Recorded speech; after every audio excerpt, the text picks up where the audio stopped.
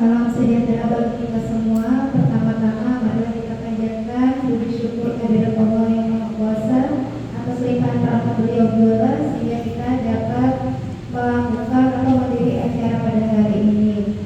Salawat dan salam tak lupa kita berikan kepada junjungan Nabi besar Muhammad SAW dari dulu, sekarang hingga yaumul akhir.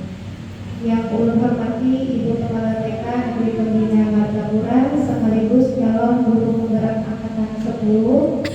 Yang ulun hormati Bapak pengajar praktik Bapak Muhammad Mahari SPD dan ibu-ibu guru TK Negeri Pembina Martapura yang ulun sayangi.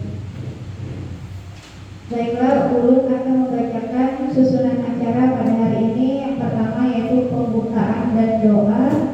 Kedua, sambutan Kepala TK Negeri Pembina Martapura. Ketiga, pemahaman inti materi.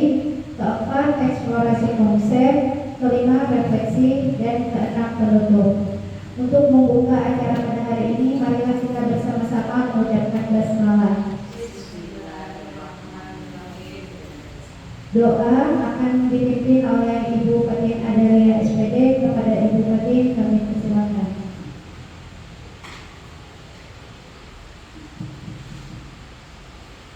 Pada doa ini kita semuanya kita panjatkan, semoga hari ini berjalan dengan lancar.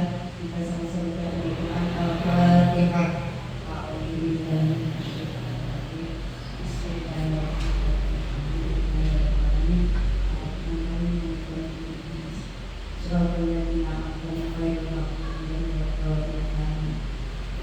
Bismillahirrahmanirrahim. Allahumma inna nas'aluka salamatan fid dini wa afiyatan fil jasadi wa ziyadatan fi amri wa barakatan fi rizqi wa tawbatan qabla al-maut wa rahmatan inda al-maut wa maghfiratan ba'da al-maut. Allahumma hawwin 'alaina fi sakratil maut wa najatan minan nar wa bisa rabbana la tuzigh qulubana ba'da idh hadaytana wa hab lana min ladunka rahmatan innaka antal wahhab. Rabbana atina fid dunya hasanah wa fil akhirati hasanah wa qina adzabannar. Wassallallahu ala sayyidina Muhammad. Assalamualaikum warahmatullahi wabarakatuh. Waalaikumsalam warahmatullahi wabarakatuh. Terima kasih kepada Ibu Fatin yang telah memimpin doa tadi. Semoga dengan doa tadi acara kita pada hari ini berjalan dengan lancar. Amin ya rabbal alamin. Kemudian yang kedua, sambutan Kepala TK Negeri Pembina Martapura. Kepada Ibu Kepala TK Negeri Pembina dipersilakan. Bismillahirrahmanirrahim. Assalamualaikum warahmatullahi wabarakatuh. Terima kasih saya ucapkan kepada seluruh Dewan Guru dan pengajar praktek yang berhadir hari ini pada acara pengibasan diseminasi aksi nyata modul 1.4 yaitu budaya positif, yang nanti akan saya sendiri yang menyampaikan. Pertama-tama saya ucapkan salam dan salam kepada Nabi besar Muhammad SAW. Semoga berkat rahmat dan syafaat beliau kita bisa mengikuti kegiatan hari ini dengan penuh keberkahan. Dan selanjutnya saya ucapkan terima kasih dan permohonan maaf atas waktu yang telah ibu-ibu sediakan kepada saya untuk bersama-sama mendengarkan dan berkolaborasi untuk aksi nyata modul 1.4 ini. Semoga nanti penyampaian saya nanti ada feedback dan tanggapan dari teman-teman semua sehingga akan menuju perbaikan untuk sekolah kita nantinya. Nah, mungkin untuk mempersingkat waktu itu saja yang bisa saya sampaikan. Selamat mendengarkan dan semoga semuanya berjalan dengan lancar. Saya ucapkan wabillahi taufiq wal hidayah. Wassalamualaikum warahmatullahi wabarakatuh.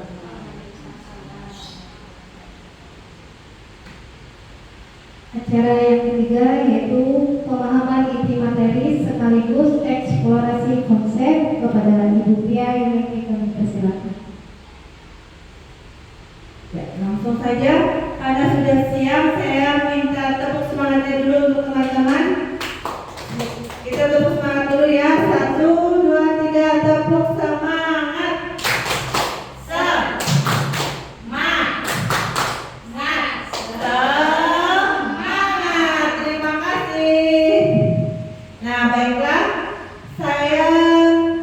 Yulianti, calon guru penggerak angkatan 10 TK Negeri Pembina Martapura, Kabupaten Banjar ingin menyampaikan diseminasi aksi nyata modul 1.4 yaitu budaya positif.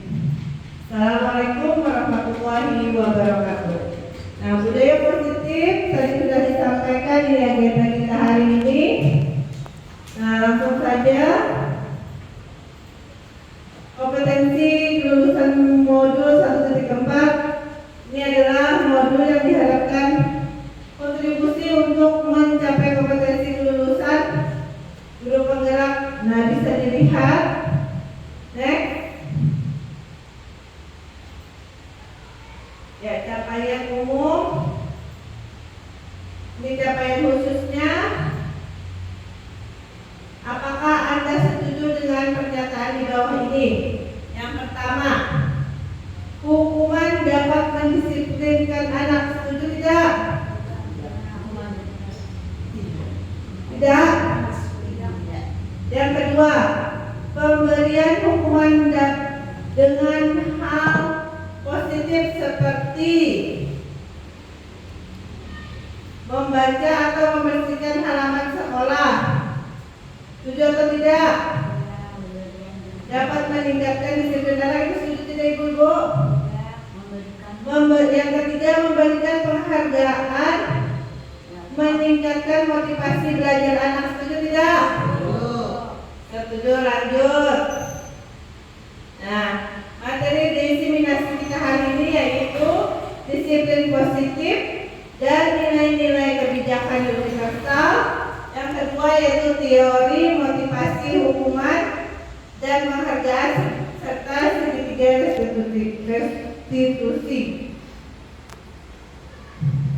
Yang keempat, posisi kontrol, restitusi, segitiga restitusi. Lanjut. Nah, eksplorasi konsep disiplin dan nilai-nilai kebijakan universal.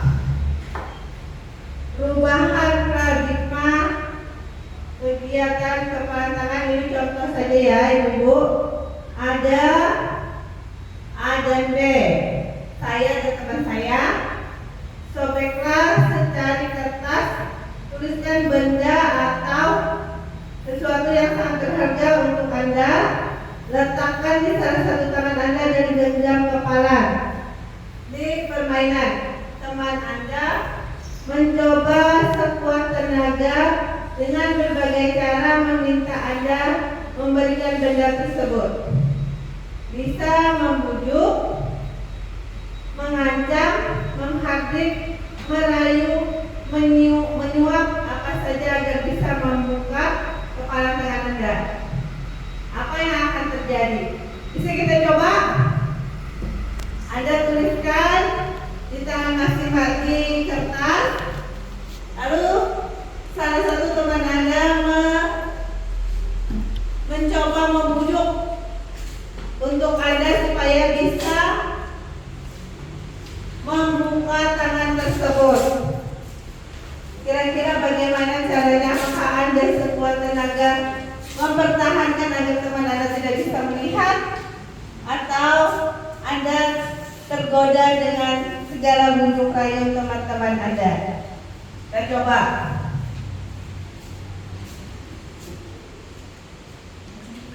Tuliskan hal yang berharga dengan teman di sebelahnya saja ya. Kita mulai dari ujung dulu.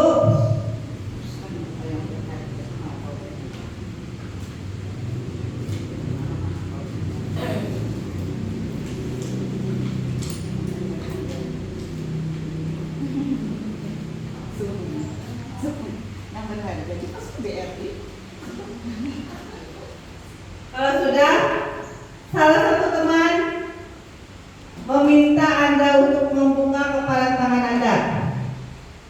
Boleh Ibu Nurul dulu sama Ibu Maria.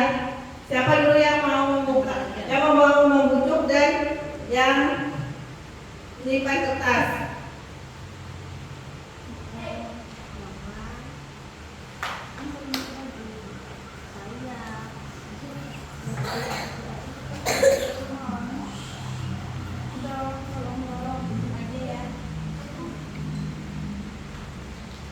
Ya, sudah.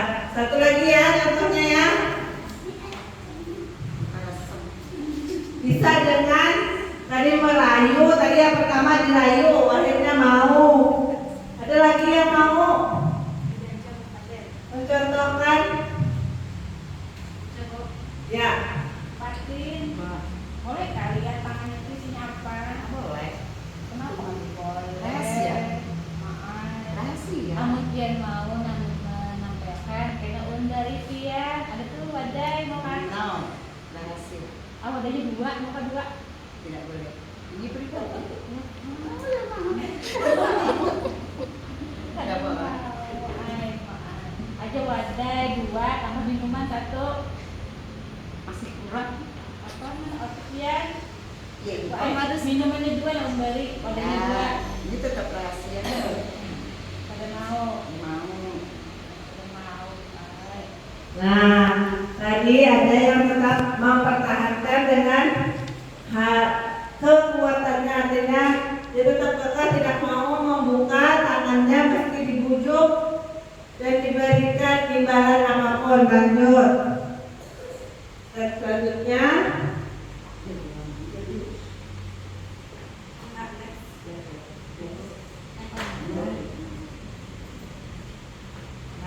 pemahaman paradigma teori kontrol. Ilusi guru mengontrol murid, ilusi bahwa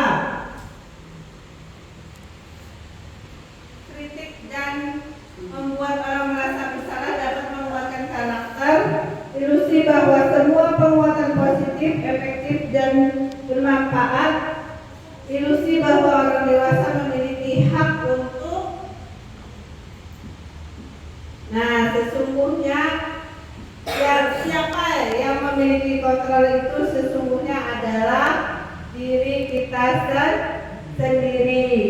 Jadi apapun tekanan dari luar, kalau kita tidak mau membuka diri, seperti kita tidak mau menuju arah kebaikan, artinya meskipun kita dapat apapun dari orang sekitar, jika kita tidak membuka diri, maka tidak akan terjadi posisi kontrol orang tersebut. Begitu juga dengan nanti peraturan yang akan kita keyakinan yang akan kita buat. Di sini ada stimulus respon dan teori kontrol. Kita mencoba mengubah orang agar berpandangan sama dengan kita. Tapi kalau di teori kontrolnya, kita berusaha memandang orang lain tentang dunia. Di stimulus respon, perilaku buruk dilihat sebagai suatu kesalahan. Sedangkan di teori kontrol, semua perilaku memiliki tujuan. Artinya ada alasan tertentu seseorang berbuat sesuatu. Ya, orang lain di stimulus respon, orang lain bisa mengontrol saya. Padahal tadi sudah disampaikan bahwa teori kontrol tersebut hanya Anda yang bisa mengontrol diri Anda.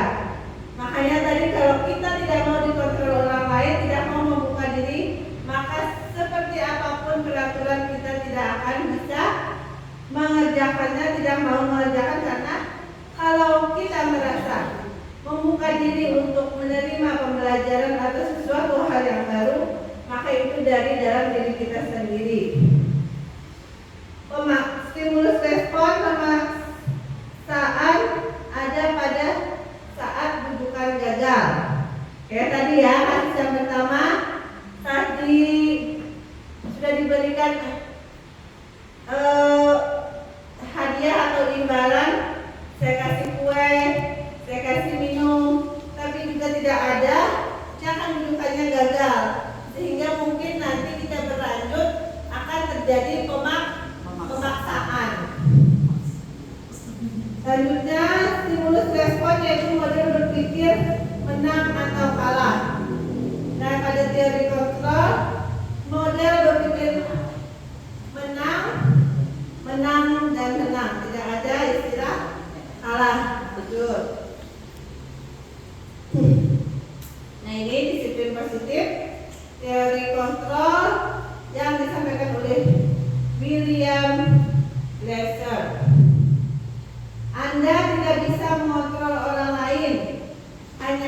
yang bisa mengontrol diri Anda. Semua perilaku memiliki tujuan.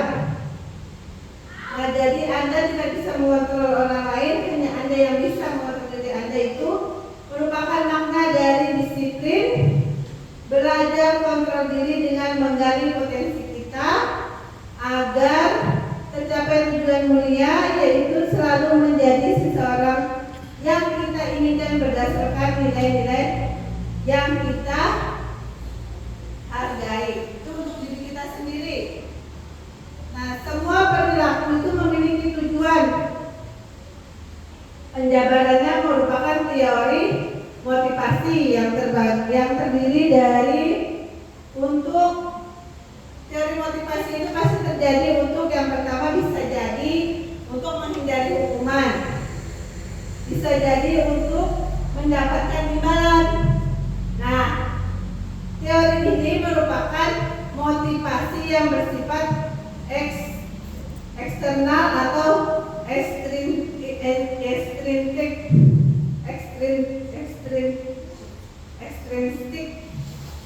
Kalau dari dalam diri itu yaitu menghargai, motivasi yang untuk menghargai diri sendiri, nilai-nilai kebijakan universal dan keyakinan kelas, yaitu dari dalam diri sendiri. Kira-kira untuk teori motivasi ekstrinsik itu siapa yang bisa memberikan contoh? Yang boleh untuk menghindari hukuman atau untuk mendapatkan imbalan. Kira-kira kegiatan seperti apa yang ibu-ibu lakukan yang di dalamnya itu terdapat motivasi ekstrinsik? Ada yang bisa? Ya? Misalnya di kelas pula sama anak.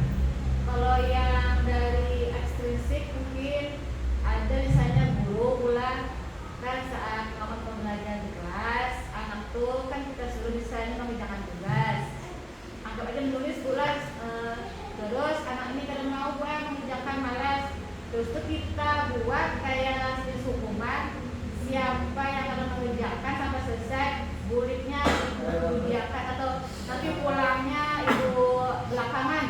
Nah itu mungkin jadi anak-anak itu mengerjakan karena takut dihukum loh ya. Nah itu salah satunya. Ada lagi yang kalau untuk mendapat imbalan, ada yang bisa berikan contoh? Untuk yang mendapat imbalan? Ya misalnya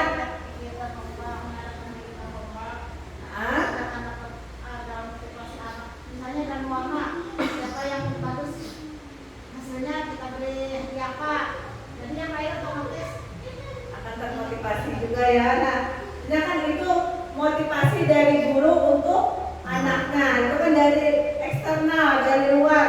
Nah, sedangkan di sini kita disiplin positif itu adalah menanamkan motivasi intrinsik atau dari dalam diri anak itu sendiri. Artinya mau ada imbalan ataupun hukuman itu ada atau tidak ada, anak-anak tetap mengerjakan kebiasaan-kebiasaan baik itu. Nah, itu salah satunya tadi yang sudah disampaikan Ibu Maria sama Ibu Pida itu sudah masuk. Kalau untuk diri kita sebagai guru biasanya kita datang pagi-pagi supaya aku datang harus pagi-pagi supaya tidak terlambat, ada dapat hukuman dan dapat teguran dari kepala sekolah. Nah itu kan ibaratnya masih termotivasi karena takut ada hukuman. Aku kedua izin takut dapat hukuman. Nah itu termasuk motivasi eksternal masih. Jadi ada juga yang berpikir wah harus semangat mengerjakan semua tugas-tugas kewajiban sebagai guru supaya dapat penghargaan dari kepala sekolah, supaya dipuji. Nah itu termasuk motivasi eksternal. Nah sedangkan motivasi internal itu menghargai diri sendiri, ada atau tidak ada penghargaan dan hukuman, itu kita sudah menjalaninya sesuai dengan keyakinan hati, karena kita merasa menghargai diri kita sendiri. Apapun yang kita kerjakan itu artinya berdampak untuk kita sendiri. Lanjut ke model berpikir kolaborasi yang terus menciptakan pilihan Ini ada posisi kontrol sebagai guru. 5 posisi kontrol guru, yaitu yang pertama sebagai penghukum, yang kedua sebagai pembuat rasa bersalah, yang ketiga sebagai teman, yang keempat sebagai pemantau, dan yang kelima itu sebagai manajer. Nah, di posisi mana kita sebagai guru yang terjadi saat ini, kira-kira ada yang bisa mengungkapkan? Penghukum, pembuat rasa bersalah, teman atau pemantau ataupun manajer?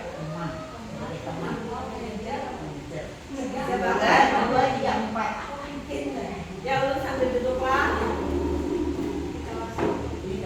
Ya, di kelas sebagai teman, sebagai manajer. ada yang mau menyampaikan pendapatnya? Sebagai apa posisi kita di dalam kelas? Apakah sebagai penghukum? Apakah sebagai pembuat rasa bersalah? Atau sebagai teman bagi anak? Atau sebagai pemantau? Atau sebagai manajer? Silakan.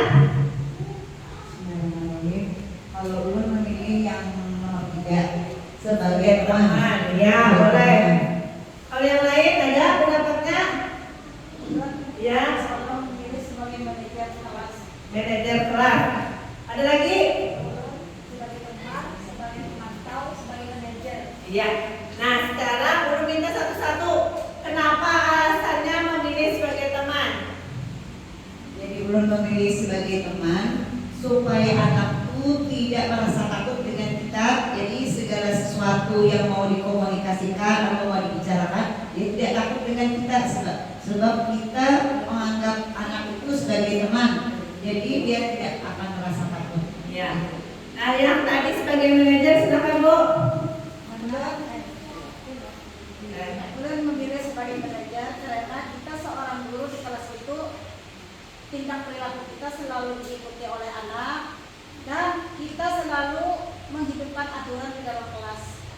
Jadi apapun yang kita lakukan itu anak akan mengikuti kita dengan arahan yang baik. Yang tadi menentukan sebagai posisi teman dan manajer, silakan Ibu. Sebagai teman agar anak-anak merasa nyaman bersama kita saat kelas. Sebagai pemantau kita selalu mengawasi anak-anak agar kondisi di kelas tidak ada yang tersakiti, tidak ada yang terbuli. Jadi anak selalu dipantau. Kalau manajer kita sebagai pemimpin di kelas memberikan pandangan positif sebagai pemimpin, memberikan nilai-nilai positif terhadap anak. Ya. Terima kasih. Ya, terima kasih atas jawabannya. Nah, meskipun belum ada penjelasan ataupun titik terang dari saya mengenai 5 posisi kontrol seorang guru tadi, saya rasa sudah ada jawaban yang tepat yang mana kita sebagai guru harus berada di posisi tersebut, yaitu akan saya jelaskan nanti mungkin supaya teman-teman bisa memahami dulu. Ini kita lanjut ke pemahaman kebutuhan dasar manusia itu dulu. Pada dasarnya kita ataupun anak didik kita itu memiliki 5 kebutuhan dasar manusia, yaitu bertahan hidup, penguasaan, kasih sayang dan rasa diterima, kesenangan serta kebebasan. Nah, dari dua posisi ini, kebutuhan dasar dan posisi kontrol itu nanti akan menjadi dasar kita menyusun segitiga restitusi. Next dulu ya Bu, nanti kita kembali ke 5 posisi kontrol tadi. Nah, apakah makna dari disiplin itu sendiri? Kata disiplin berasal dari bahasa Latin yang artinya belajar. Makna asal dari kata berkonotasi dengan disiplin diri dari murid-murid Socrates dan Plato.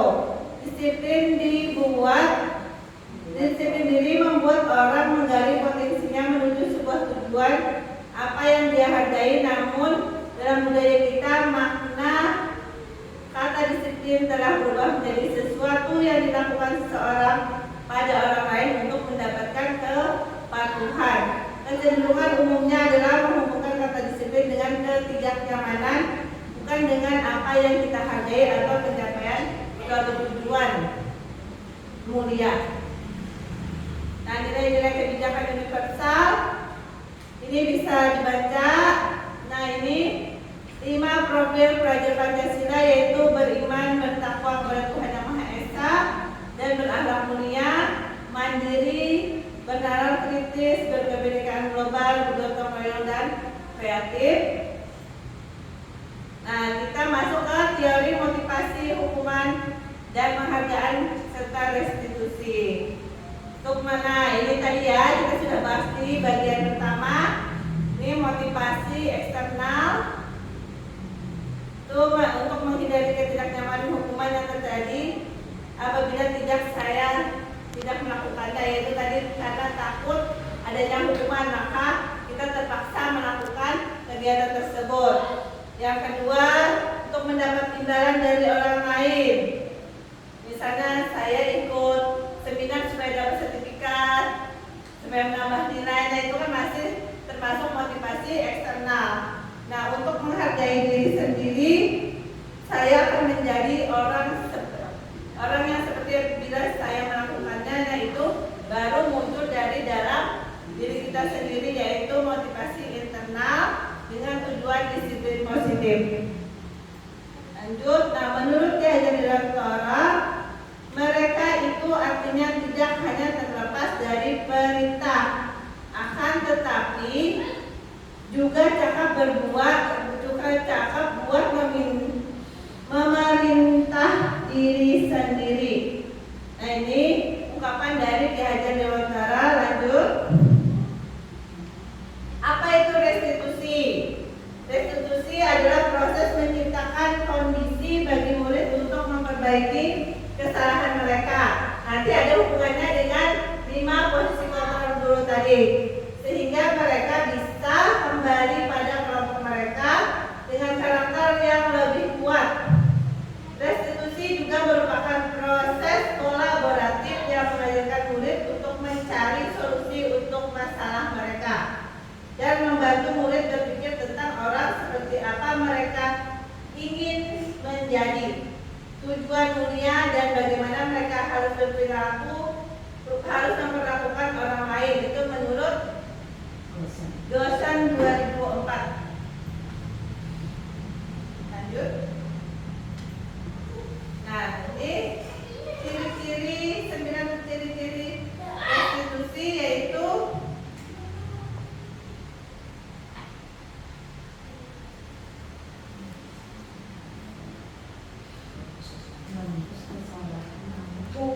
yang pertama bukan untuk menebus kesalahan, namun untuk belajar dari kesalahan, memperbaiki hubungan, tawaran bukan paksaan. Yang keempat, restitusi menuntun untuk melihat ke dalam diri. Yang kelima, restitusi mencari kebutuhan dasar yang mendasari tindakan. 6, restitusi diri adalah cara yang paling baik. 7, restitusi fokus pada karakter bukan tindakan. 8, restitusi fokus pada solusi. 9, restitusi mengembalikan murid yang bermasalah pada kelompoknya. Lanjut. Keyakinan kelas. Mengapa tidak peraturan saja? Mengapa harus keyakinan kelas? Mengapa kita memiliki peraturan kelas? Mengapa kita memiliki peraturan harus menggunakan helm dalam mengendarai kendaraan roda 2? Mengapa kita melakukan memiliki peraturan 3M menggunakan masker? Ini contohnya ya Bu. Kenapa kira-kira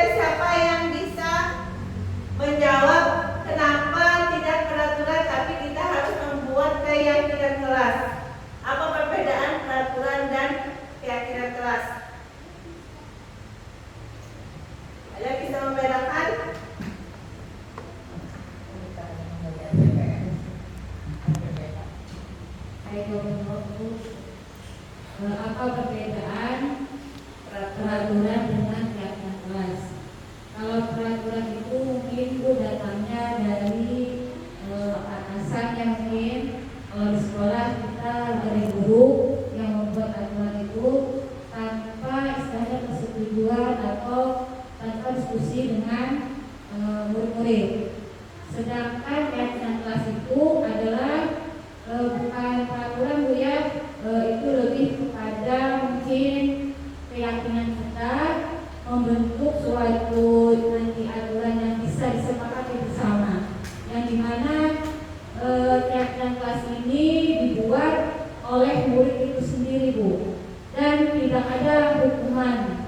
Itu mungkin lebih kepada konsekuensi aja. Ya, benar sekali. Nah, jadi itulah perbedaan kenapa kita tidak memakai kata peraturan tetapi memakai keyakinan kelas. Karena kalau keyakinan kelas itu kita bikin atas dasar kesepakatan bersama dan itu disusun bersama antara guru dan peserta didik. Artinya tidak ada peraturan yang diberikan satu arah saja, tetapi dua arah. Artinya anak tidak merasa terbebani dengan adanya keyakinan kelas karena itu hasil kesepakatan mereka masing-masing di dalam kelas. Next. Ini budaya positif. Akhirnya nanti terbentuk peraturan kelasnya untuk ini contoh-contoh kesepakatan kelas. Kesepakatan datang tepat waktu, mengucap salam, menjaga kebersihan sekolah, berdoa sebelum dan sesudah kegiatan, aktif dalam pembelajaran, tertib. Nah, lanjut.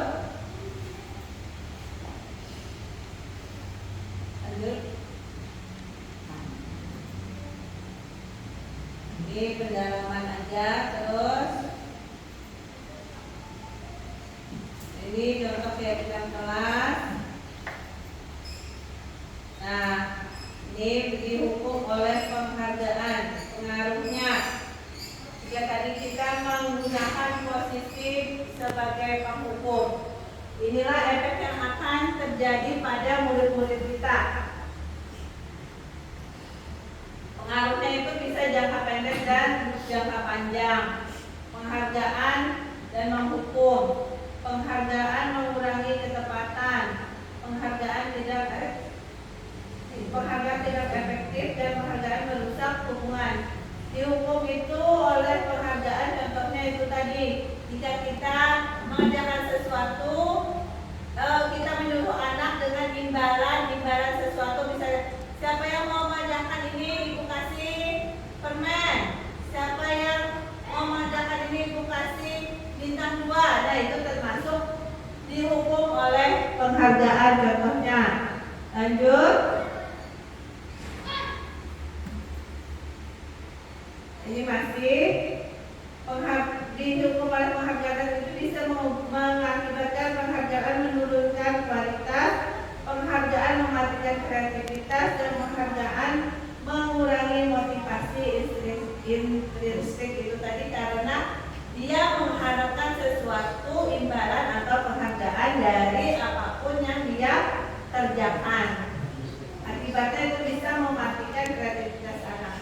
Nah, tindakan guru, misalnya ini hukumannya mencatat 100 kali di dalam buku kalimat saya tidak akan terlambat lagi karena terlambat sekolah, lari menyelidiki lapangan basket dan seterusnya. Nah, ini jenis hukuman. Lanjut. Nah, ini adalah perbedaan antara hukuman dan konsekuensi. Konsekuensi itu tadi ya hasil dari keyakinan kelas yang sudah dibentuk di dalam kelas. Nah, ini contohnya. Kalau mengganti kertas teman yang dicoret itu termasuk konsekuensi, bukan hukuman karena dia melakukan lalu dia mengganti atau bertanggung jawab sesuai dengan apa yang dia lakukan. Seperti mencoret tugas temannya, dia harus menggantikan kertasnya. Ini ada contoh lain, menumpahkan air itu juga termasuk konsekuensi. Lari mengelilingi lapangan basket karena terlambat 10 menit pada jam, memang jam olahraga ya. Bukan lari mengelilingi karena terlambat hadir sekolah, itu merupakan hukuman. Itu perbedaannya. Lanjut. Ini perbedaan hukuman dan konsekuensi. Bisa ibu lihat sesuatu yang menyakitkan harus terjadi. Perbedaannya sesuatu yang harus terjadi. Ya, karena hukuman itu kan dari sebelah pihak saja, dan akibatnya akan terjadi paksaan, anak akan membenci semuanya, pokoknya akan muncul dalam diri si anak itu negatif saja. Sedangkan untuk konsekuensi itu adalah memberikan stimulus atau tanggapan yang menuju ke arah anak lebih baik lagi. Lanjut. Ini adalah perbedaan untuk 3 jenis hukuman, yaitu hukuman, konsekuensi, dan yang terbaik itu adalah restitusi. Kalau hukuman itu tadi menciptakan nanti anak yang dalam kondisi merasa bersalah dan merasa gagal. Sedangkan konsekuensi itu bisa merasa dia masih merasa bersalah, namun bisa bisa memicu dirinya ke arah perubahan yang lebih baik. Sedangkan restitusi itu kita membantu anak mencari jalan untuk dia menemukan di mana salahnya, memecahkan masalahnya, lalu dia menentukan apa yang harus dia lakukan untuk memperbaiki kesalahan tersebut. Nah, itu perbedaannya. Artinya kita akan menciptakan anak yang mampu memperbaiki dirinya sendiri. Lanjut. Ini masuk ke materi kebutuhan dasar manusia dan dunia berkualitas. Lanjut. 5 posisi kontrol dulu ya. Nah, ini tadi kira-kira yang mana dari penjelasan ini yang terbaik? Kalau kita guru sebagai penghukum, kita seolah-olah merasa menjadi sebagai penguasa dan anak akan merasa terhina, ibaratnya tidak merasa selalu disalahkan, artinya dia merasa terpojok lah istilahnya. Itu kalau kita sebagai penghukum. Nah, kalau kita sebagai pembuat orang yang merasa bersalah, kita pasti, aduh, ibu kecewa dengan perbuatan kamu. Itu kalimat-kalimat yang bisa kita sampaikan ke anak sehingga anak merasa penyesalan di dalam dirinya. Aduh, aku jadi tidak enak. Jadi anak merasa akan tidak enak, sehingga kembali lagi ke posisi negatif, karena dia merasa tidak merasa tersudutkan karena si gurunya tadi berkata, ibu kecewa, seharusnya kamu tidak seperti itu. Nah, dia kan jadinya merasa dipojokkan. Kalau untuk posisi teman itu sebenarnya sudah bagus, terutama di usia anak mereka. Tetapi kelemahannya, jika kita berposisi sebagai teman, maka anak akan tergantung kepada kita. Jika kita tidak ada, mungkin dia akan berbuat tidak sesuai dengan keyakinan karena dia merasa tergantung dengan salah satu guru. Itulah karena kita memposisikan kita sebagai teman dengan anak, sehingga anak nanti seperti menganggap sepele lah.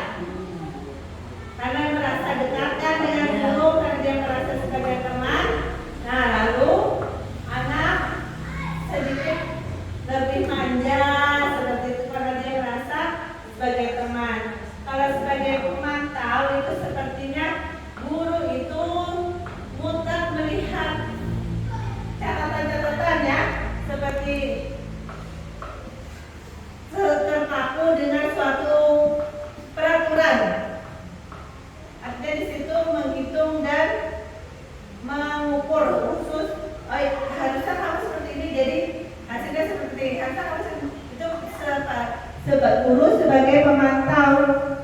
Jadi anak merasa seperti dia diawasi, dia tidak kreatif, tidak bebas. Nah itu kalau guru sebagai pemantau. Sedangkan yang terbaik yaitu guru sebagai manajer. Guru, jika guru berada di posisi sebagai manajer, itu guru tidak mau jika anak salah langsung menghukum atau membaca peraturan. Nah, kalau guru sebagai manajer di sini, guru mengajukan dulu pertanyaan, kenapa kamu melakukan kesalahan? Apa alasannya? Artinya anak diberikan kebebasan untuk menyampaikan alasannya terlebih dahulu kenapa dia melakukan kesalahan tersebut. Karena bisa jadi apa yang kita simpulkan itu tidak seperti penjelasan anak. Bisa saja anak yang sering datang terlambat itu ternyata tak kira dia sengaja berlambat-lambat, siapa tahu dia ternyata punya alasan, orang tua saya lagi sakit. Apakah kita langsung menghukum anak tersebut? Nah, kalau posisi kita sebagai manajer, kita kembalikan lagi kepada anak tersebut, kita tanyakan, kenapa datangnya terlambat? Tahu kan keyakinan sekolah atau keyakinan kelas kita apa? Datang jam sekian, dan artinya kita tidak langsung memonis anak tersebut salah. Itu kalau posisi kita sebagai manajer. Jadi kita mencarikan solusi bagaimana caranya dia memperbaiki keadaan tersebut. Kita tidak langsung pas datang terlambat untuk memberi dia hukuman, tidak boleh masuk kelas, tidak boleh bermain, terlambat atau terlambat ikut bermain dari teman berbeda jamnya. Nah itu kalau posisi sebagai manajer. Lanjut. Jadi posisi yang terbaik itu adalah sebagai manajer. Ini contoh-contohnya. Nah, saya pernyataan seperti ini, saya kecewa sekali dengan kamu, itu membuat anak menjadi merasa bersalah. Kamu tidak pernah benar melakukannya, apalagi sebagai penghukum. Sudah tidak ada lagi zamannya guru sebagai penghukum. Nah, kalau sebagai teman, ayolah lakukan demi ibu, demi bapaknya, itu kan artinya kita berhamba, benar sebenarnya. Cuman ibadah kalau kita kerja, bapak ibunya kerja. Nah, seperti itu. Nah, anak ketergantungan. Apa kamu mau mendapatkan stiker atau bintang hari ini? Itu sebagai pemantau, artinya kita ada ukur-ukurannya. Bila anak pintar, kita beri hadiah. Bila anak tidak apa-apa, kita akan beri apa-apa. Dan itu sebagai pemantau. Nah, kalau sebagai manajer, bagaimana kamu bisa menyelesaikan masalahnya? Artinya kita diberi kesempatan kepada anak untuk menyelesaikan masalahnya sendiri dengan mengembalikan lagi ke keyakinan kelas yang sudah dibuat bersama-sama tadi. Next.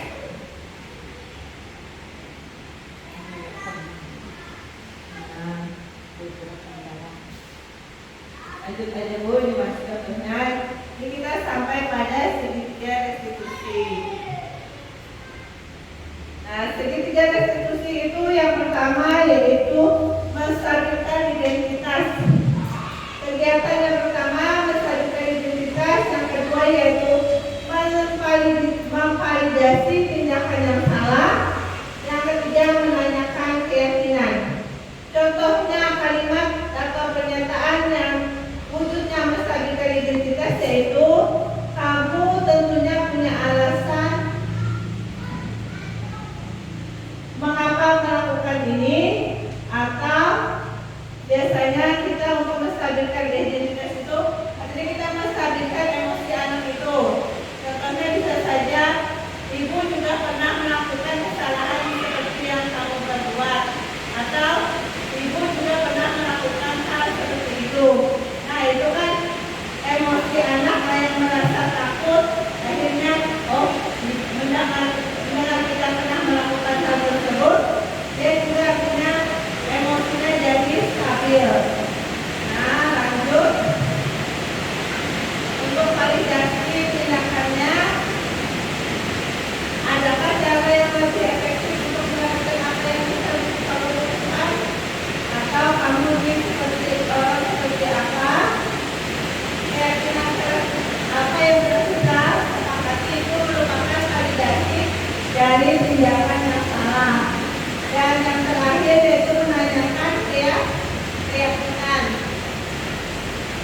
Kira-kira untuk menanyakan keyakinan itu, nah kita kembalikan lagi. Kamu ingat tidak dengan keyakinan yang kelas yang sudah kita buat? Jika anak merasa sudah ingat, maka dia akan menyadari apa yang sudah dia lakukan. Oke? Nah ini untuk contohnya tadi menstabilkan identitas. Untuk membuat anak ini validasi kebutuhan kata-kata yang bisa kita gunakan. Ya, lanjut. Untuk menanyakan keyakinan, apakah sudah yang seperti di kelas? Apakah kelas ini seperti apa? Kita bisa menggunakan sesuai yang anak-anak bisa pahami. Lanjut. Ya.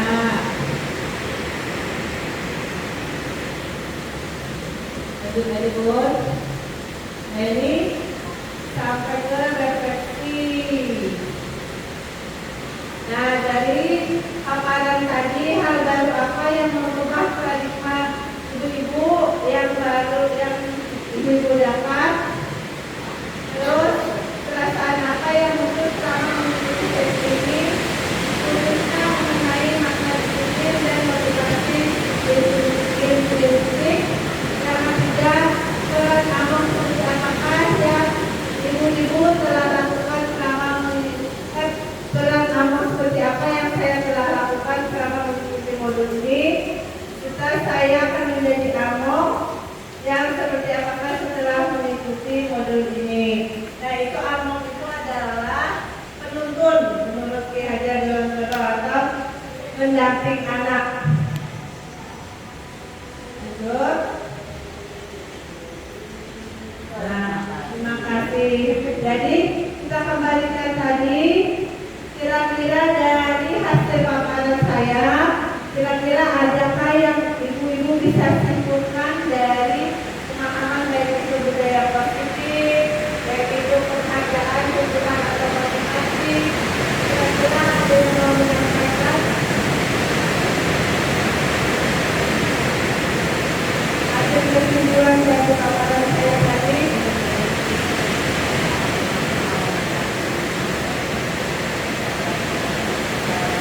Apakah ada pertanyaan mungkin dari Ibu mengenai apa yang saya sampaikan?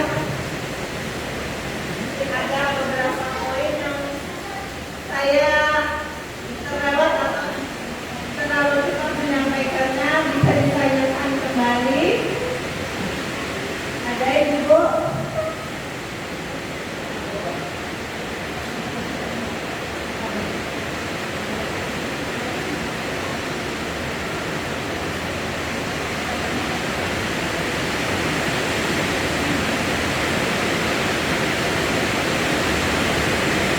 Mungkin kalau tidak ada pertanyaan ataupun tanggapan, saya minta salah satu yang menyimpulkan paparan saya tadi, mungkin dari Ibu Bunda, silakan menyampaikan kesimpulan dari hasil paparan saya tadi yang bisa Ibu tangkap atau Ibu pahami.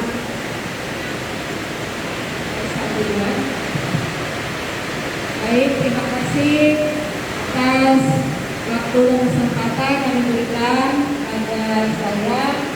Di sini saya mewakili rekan-rekan guru. Tadi kami sudah sama-sama mendengarkan paparan yang sudah disampaikan oleh Bu Pia tentang budaya positif, tentang disiplin positif, segitiga restitusi, dan juga tadi tentang konsep keilmuan. Nah, di sini saya sudah mendapatkan ilmu tentang apa itu budaya positif. Ternyata budaya positif itu sangat baik sekali ya kita diterapkan di kelas atau di sekolah kita. Yang mana tujuannya tadi adalah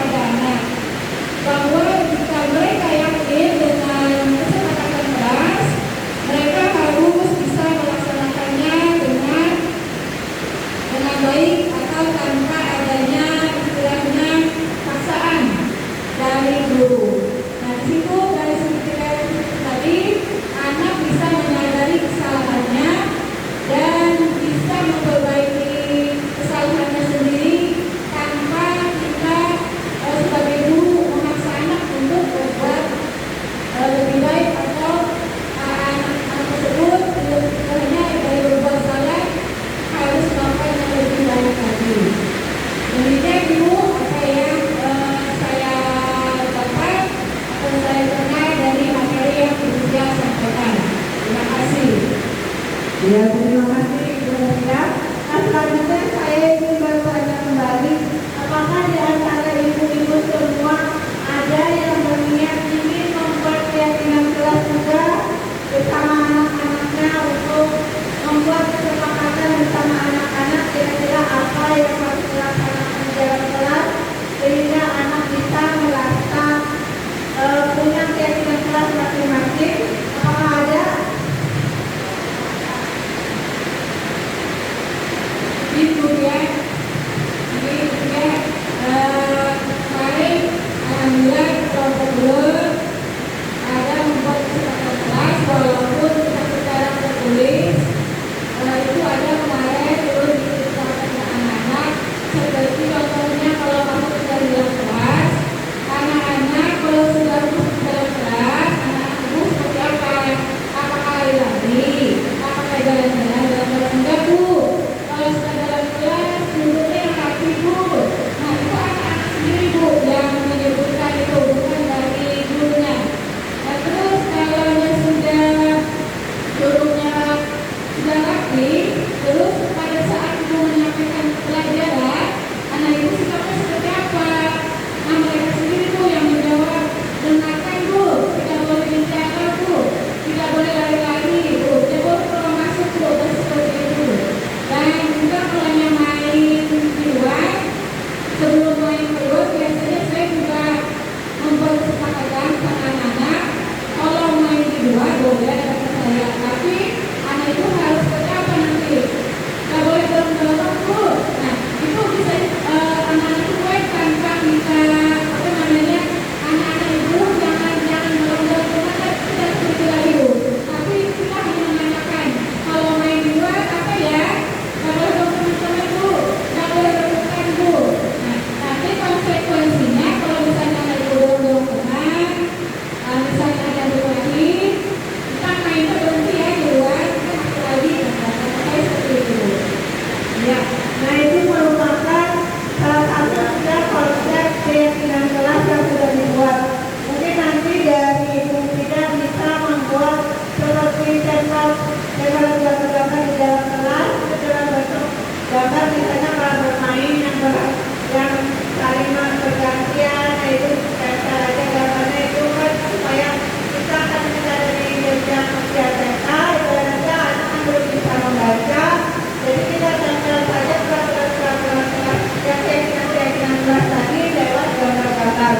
Nah semoga saya berharap juga di kelas lain nanti akan menyusun dan bisa membuat keyakinan kelasnya juga bersama dengan peserta kita. Nah mungkin itu saja, apa lagi yang mau Ibu tanyakan dan itu mengenai posisi 5 posisi kontrol sebagai guru atau 5 kebutuhan dasar sebagai manusia. Nah jadi ibaratnya apapun kegiatan anak seperti yang anak ada contohnya yang suka minta makanan anak, ternyata di situ kita bisa menggali lagi lewat restitusi, sehingga restitusi kita bisa menanyakan apa alasannya selalu minta makanan ke anak ke teman-teman yang lain, selalu minta. Nah jadi kita bisa menggali di situ, bisa saja dia membutuhkan yang pertama tadi kebutuhan aman atau bertahan hidup, karena dia tidak membawa bekal misalkan, lalu dia setiap hari minta ke teman-temannya. Nah bisa juga itu untuk kesenangannya sendiri. Nah dari situ kita bisa memvalidasi tindakan apa yang harus kita lakukan kepada anak tersebut. Nah itulah manfaat dari budaya positif yang kita terapkan dan motivasi penghargaan dan penghukuman serta restitusi. Nah semoga apa yang saya sampaikan bisa bermanfaat untuk kita semua. Saya ucapkan terima kasih atas perhatian dan respon ibu-ibu semua. Salah hilang saya mohon maaf. Wabillahi taufiq wal hidayah. Assalamualaikum warahmatullahi wabarakatuh.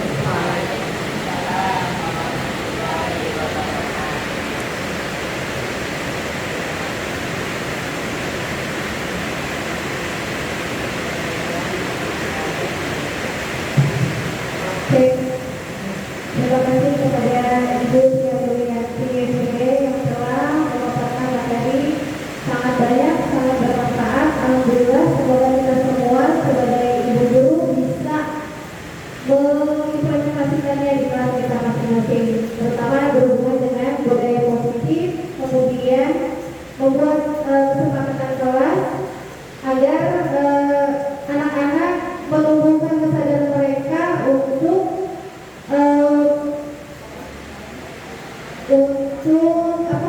sadar terhadap peraturan yang di kelas karena sudah dibuat dengan bersama-sama.